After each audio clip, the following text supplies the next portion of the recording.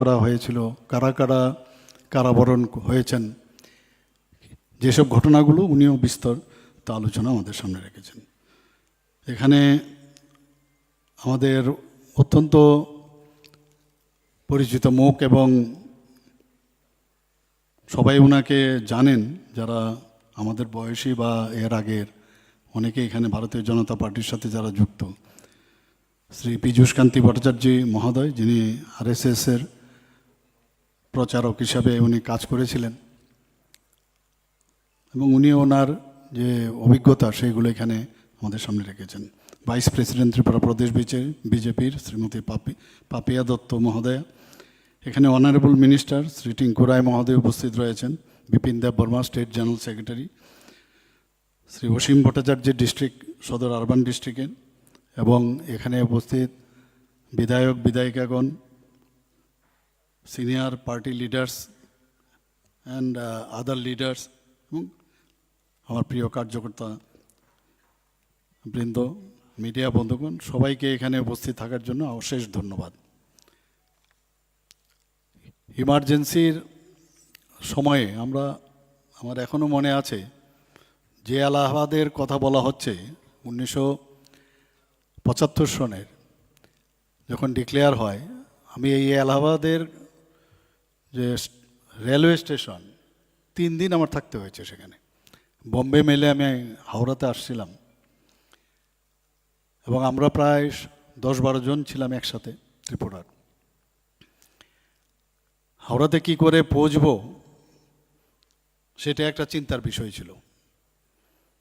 পয়সাপাতিও কিছুই ছিল না, কোনো রকমে এদিক সেদিকের থেকে আমরা একজন আরেকজনের মাধ্যমে খাওয়া দাওয়ার ব্যবস্থা করেছি, না খেয়েও রয়েছি 1-2 দিন।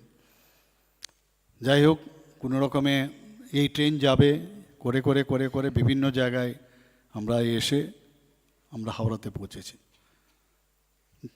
আগরতলায় আসলাম, কলকাতায়ও আমাদের থাকতে হয়েছে কয়েকদিন। জরুরি অবস্থা যে এটা কীরকম একটা অবস্থা, যারা জরুরি অবস্থায় যারা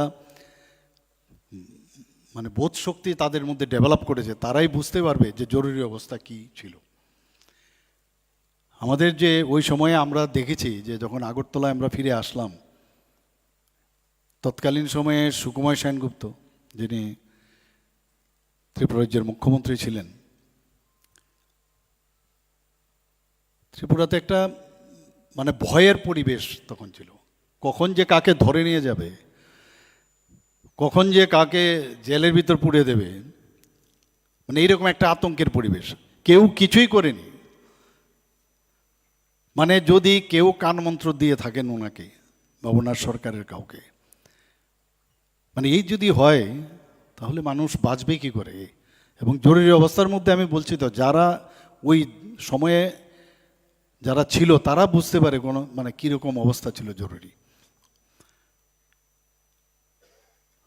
আমার এখনও মনে আছে, আমি একটা নাট্য সংস্থার সাথে আমি জড়িত ছিলাম। সেই নাট্য সংস্থার বই পর্যন্ত, সেটা ডিস্ট্রিক্ট ম্যাজিস্ট্রেট যতক্ষণ ধরে কোনো বইয়ের মানে প্রতিটা লাইন পড়া হতো, এবং সেই লাইনগুলো দেখে কোনো শব্দ যদি দেখা যায় সরকারের বিরুদ্ধে আছে বা এরকম কিছু শব্দ ওনাদের মনে হচ্ছে যে এটা ঠিক না, সেটাকে পর্যন্ত কেটে দিত, সেখানে চিল চাপ্পট দিয়ে তারপর আপনি নাটক সেখানে করতে হতো। এগুলো আমি টুকরো টুকরো বিষয়গুলো আমি এই কারণে বললাম যে আমি যেহেতু ওই 75 সনে একদম পুরো ফুললি যুবক, তো আমার কাছে এই দিনগুলো এখনও মনে পড়ে। আজকে আমরা যে বিষয়টা গণতন্ত্র বলতে আমরা কি বুঝি, কি আমরা একটু আগে আমার পূর্ববর্তী বক্তা যে গণতন্ত্র বা ডেমোক্রেসি যেটা আমরা বলে থাকি, 4টে পিলারের উপর যুক্ত। 4টা পিলারের উপরে যুক্ত। একটা হচ্ছে লেজিসলেটিভ বা লেজিসলেচার, একটা হচ্ছে এক্সিকিউটিভ এবং জুডিশিয়ারি, আর আমার যারা এখানে সাংবাদিক বন্ধুরা আছেন, যদিও এটাকে মান্যতা দেয় না কিন্তু এটা 4র্থ স্তম্ভ বলা হয়। এবং অ্যাক্টের মধ্যেই এটা নাম উল্লেখ করা না থাকলেও এখানে যে আমাদের সংবিধানের বইটা দেখানো হয়েছে তার মধ্যেই কিন্তু লুক্কায়িত রয়েছে যে তাদেরও কিন্তু গণতন্ত্রের একটা পার্ট। এখানে একটা পায়া যদি নষ্ট হয় তাহলে কিন্তু এটা কোনো অবস্থায় স্থিরতা থাকবে না। তো সেই জায়গায় দাঁড়িয়ে এই যে 1975 সালের যে 25শে জুন, এবং কে ডিক্লেয়ার করেছেন? প্রেসিডেন্টও কিন্তু ডিক্লেয়ার করেননি, এবং ডিক্লেয়ার করার ক্ষমতা হচ্ছে প্রেসিডেন্টের, কিন্তু এখানে ডিক্লেয়ার করেছেন তৎকালীন সময়ে যার কারণে ওনার এবং ওনার যারা পরামর্শদাতা, ওনার ছেলে, সবাই আমরা জানি কি অবস্থা তৎকালীন সময়ে ছিল, সঞ্জয় গান্ধী। এবং ইভেন এটা ডিক্লেয়ার করার আগে ওয়েস্ট বেঙ্গলের পশ্চিমবাংলার সিদ্ধার্থ শঙ্কর রায়, একটা নাম করা ব্যারিস্টার ছিলেন, ওনাকে সেখানে নিয়ে যাওয়া হয়। তারপরে ডিসিশন হয় না যে আগে ভাগে যারা মানে প্রথমে যারা মিডিয়ার অফিসগুলো আছে সেগুলো ইলেকট্রিক কারেন্ট বন্ধ করে দিল, এবং উনি নিজে ডিক্লেয়ার করলেন। গণতন্ত্র তো সেখানেই ছিল না। এবং এই যে অবস্থা, আমাদের কেন আমরা এই দিনটি আজকে পালন করি? আমরা পালন করি এই কারণে, এইরকম দিন যেন আর না আসে কোনো দিন, এরকম দিন যাতে কোনো অবস্থায় আর না হয়। এর জন্যই ভারতীয় জনতা পার্টি প্রতি বছর 25শে জুন ভারতীয় গণতন্ত্রের ইতিহাসে একটা কালো দিন বলে ডিক্লেয়ার করে, এবং দেশ জুড়ে কালা দিবস বা সংবিধান হত্যা দিবস সেটা ডিক্লেয়ার করে। 2014 সালে যখন বিজেপি মাননীয় প্রধানমন্ত্রী শ্রী নরেন্দ্র মোদীজির নেতৃত্বে সরকার আসে, তখন এই দিনটিকে মানুষ যেন ভুলে না যায়। আমাদের ভুলে যাওয়ার একটা কিন্তু এটা ফিজিওলজিক্যাল একটা সমস্যা। আমরা অনেক ঘটনা সাধারণত আমরা ভুলে যাই, কিন্তু এইরকম একটা দিন ভুললে কিন্তু চলবে না আমাদের। কারণ এই ভুল থেকে আমাদের শিক্ষা নিতে হবে, অন্যদেরও শিক্ষা দিতে হবে, নিজেদেরও শিক্ষা নিতে হবে, যে কোনো দিন আমরা যেন তার ব্যবহার না আমরা করি, এই কালো দিন যাতে না আসে। তার জন্য 2024 সালে কেন্দ্রীয় স্বরাষ্ট্রমন্ত্রী অমিত শাহজি 25শে জুন এই যে দিনটি, সেটা সংবিধান হত্যা দিবস হিসাবে পালন করার ঘোষণা উনি দেন। আমরা সবাই জানি নিজের কোনো আইন কানুনের ধার ধারে না, সেই জায়গায় দাঁড়িয়ে উনি যে প্রাক্তন প্রয়াত প্রধানমন্ত্রী ইন্দিরা গান্ধী নিজের খালি গদি বাঁচানোর জন্য পুরো দেশে যেন একটা মনে হচ্ছে যে দেশটা যেন একটা কারাগার, শুধু কারাগার একটা স্পেসিফিক এরিয়া না, সমস্ত দেশটাকে কারাগার বানিয়েছিল, এরকম একটা অবস্থা। এবং এই সংবিধানের যদি কোনো অবমাননা করা হয়ে থাকে সেটা ওই দিনটি কিন্তু করা হয়েছে। আমরা সবাই জানি যে ইমার্জেন্সি কিন্তু ডিক্লেয়ার করা যায়, কিন্তু আমরা কখন ইমার্জেন্সি ডিক্লেয়ার করতে পারি? আমাদের যে ইমার্জেন্সির আমরা তিনভাবে আমরা সবাই জানি যে ইমার্জেন্সি আমরা করা যায়। একটা হচ্ছে ন্যাশনাল ইমার্জেন্সি, কনস্টিটিউশনাল ইমার্জেন্সি, আর একটা হচ্ছে ফাইন্যান্সিয়াল ইমার্জেন্সি। এখন এখানে যে সংবিধানের যে ইমার্জেন্সি যেটা হয় সেটা কিন্তু আমরা দেখেছি যে সংবিধানের জাতীয় জরুরি অবস্থা, এই যে টাইপস অফ মূল যে তিনটা বিষয় রয়েছে তার উপর ভিত্তি করে ইমার্জেন্সি দেওয়া হয়। একটা হচ্ছে সংবিধানের 352 নম্বর ধারা, সেটা যদি তার উপর ভিত্তি করে সেটা জারি করা যায়। কিন্তু কি সময়, কোন সময়? যদি ওয়ার হয়, বহিরাগত আক্রমণ হয়, সশস্ত্র বিপ্লব, ধরুন এখানে বিদ্রোহ হলো, সেখানে করা যায়। এবং সেখানে দেশের যদি কোনো নিরাপত্তার প্রশ্ন দাঁড়ায় সেখানে এই সংবিধানের 352 ধারা সেটাকে প্রয়োগ করা যায়, এবং সেখানে কিন্তু রাষ্ট্রপতির শাসন মাধ্যমে সেটা জারি করা হয়। এবং এইরকম বহু আমাদের পাকিস্তানের সাথে যুদ্ধের সময়, চীনের সাথে যুদ্ধের সময় সেগুলো করা হয়েছিল। আরেকটা হচ্ছে ফিনান্সিয়াল ইমার্জেন্সি, অর্থাৎ সংবিধানের 360 নম্বর ধারা অনুযায়ী এটি জারি করা হয় যখন দেশের কোনো আর্থিক স্থায়িত্ব বা ঋণের কারণে যদি হুমকির বিষয় দাঁড়ায় তাহলে ইমার্জেন্সি করা হয়, জারি করা যায়।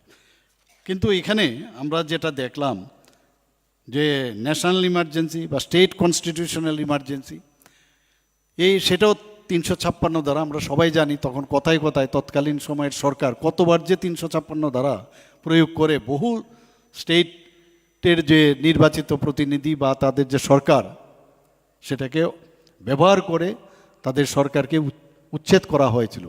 এখন এটার 1977-এর পরে এটাকে কিন্তু আবার আমাদের যে কনস্টিটিউশনের সে চেঞ্জ করে যে কোনো অবস্থায় যাতে তার অপব্যবহার না করা যায় সেটা কিন্তু চেঞ্জ করা হয়েছে।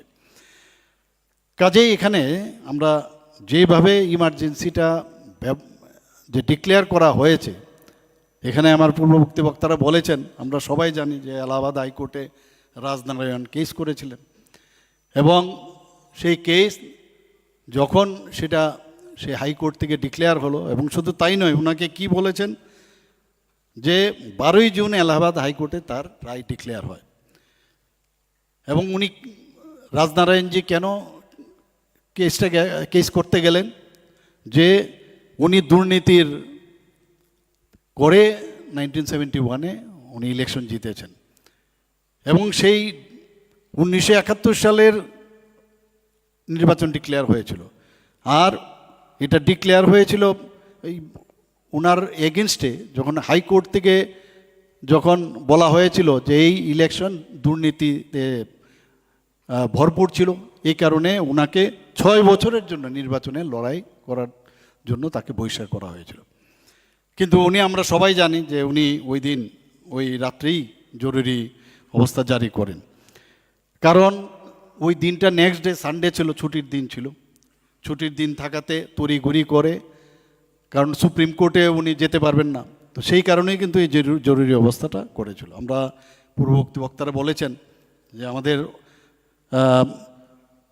অটল বিহারী বাজপেয়ীজির থেকে আরম্ভ করে লাল কৃষ্ণ আদবানির মতো লোকদেরও জেলের ভিতর ঢুকিয়েছিল। এখন কথা হচ্ছে যে আমার সাথে একটু আগে আমাদের স্টেট প্রেসিডেন্টের সাথে কথা হচ্ছিল যে এই যে বিষয়গুলো যেভাবে ইমার্জেন্সি ডিক্লেয়ার করা হয়েছে, যে পয়েন্টগুলোর উপর ভিত্তি করে ইমার্জেন্সি ডিক্লেয়ার করা যায়, সেইগুলো তৎকালীন সময়ে যেভাবে ইমার্জেন্সি ডিক্লেয়ার করা যায়, এই বিষয়গুলো যারা নেক্সট জেনারেশন আছে, যুবকরা আছেন, যুবতীরা আছেন, তাদের কাছে আমাদের এই বিষয়গুলো নিয়ে আসা। এর জন্যই কিন্তু আজকে আমরা এই দিনটি আমরা পালন করি। আমরা সবাই জানি যে এই বিষয়ে আমার পূর্ববর্তী বক্তারাও বলেছেন যে উনি কিভাবে ওনাকে বলা হলো যে আপনার অবৈধভাবে আপনি ইলেকশনে জিতেছেন। যশপাল কাপুর নামে ওনার যে ব্যক্তিগত সচিব, সরকারি পদে থাকা সত্ত্বেও উনি ওনার ইলেকশন এজেন্ট হয়েছিলেন, আমরা সবাই জানি। এবং পুরো যেই মেশিনারিজটা ছিল, ইলেকশনের যে মেশিনারিজ, পুরো মেশিনারিজটা ব্যবহার করা হয়েছিল। সেই জায়গায় উনি রাজনারায়ণজি যখন কোর্টে গেলেন, কোর্টে যাওয়ার পরে সেই এই যে করাপশন হয়েছে সেই করাপশনের যে আইন, করাপ্ট প্র্যাকটিস করার জন্য যে আইন, নির্বাচনী পিটিশনের উপর ভিত্তি করে ওনাকে বহিষ্কার করা হয়েছিল। আর বাকি তো সব ইতিহাস আমরা সবাই জানি। মুদ্রা কথা হচ্ছে যে আজকের এই দিনটি আমাদের মাননীয় প্রধানমন্ত্রী যে বারবার বলছেন, এখন যাদের যে কংগ্রেস সরকার যে ইমার্জেন্সি নিয়ে আমাদের এই বিষয়ে কিন্তু কোনো কথা বলেন না, কিন্তু আমাদের যখন কোনো বিষয় দাঁড়ায় যে এখানে গণতন্ত্র নেই, তাদেরকে আমি বলবো যে আপনারা নিজেরা আগে বলুন যে আপনাদের সময়ে কি গণতন্ত্র আপনারা সেই সময়ে তার মান্যতা দিয়েছেন, সেটাকে মনে করার জন্য।